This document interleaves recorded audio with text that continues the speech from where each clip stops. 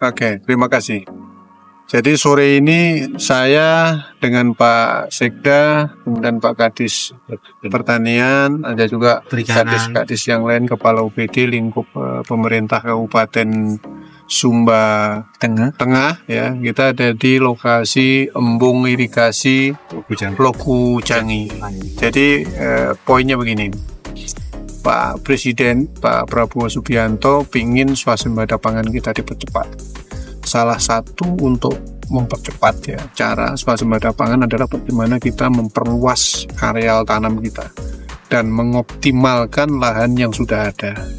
Jadi tadi saya ke sini ingin memastikan bahwa lahan di sini optimal, dan yang kedua potensi-potensi lahannya dapat kita tingkatkan.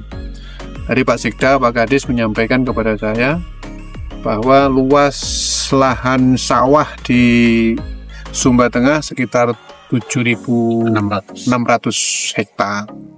Tetapi sebenarnya masih ada potensi lahan basah yang kita bisa cetak menjadi sawah apabila irigasinya kita maksimalkan. Ada potensi daerah aliran sungai yang dapat dibendung. Arahan Pak Menteri Pertanian diusulkan berapa potensi lahan lagi yang bisa diairi manakala bendung ini kita bangun. Tapi yang kedua, yang sudah dibangun embungnya dan sudah dicetak sawahnya. Tadi saya lihat ada beberapa yang memang belum optimal.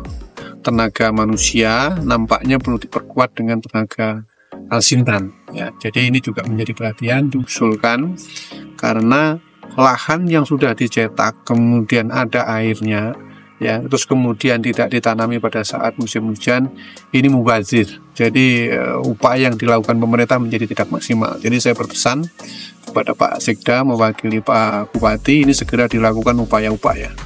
Pak Menteri Pertanian, Pak Amran Sulaiman, mengarahkan kepada Gubernur NTT kemarin pada saat kunjungan agar kita dari Provinsi NTT, Gubernur ya dan Bupati, Wali Kota, untuk diberi waktu khusus untuk menyampaikan usulan-usulan itu di Jakarta. Nah, kita sedang susun dan akan kita usulkan secepat mungkin. Selain lahan basah, juga lahan kering.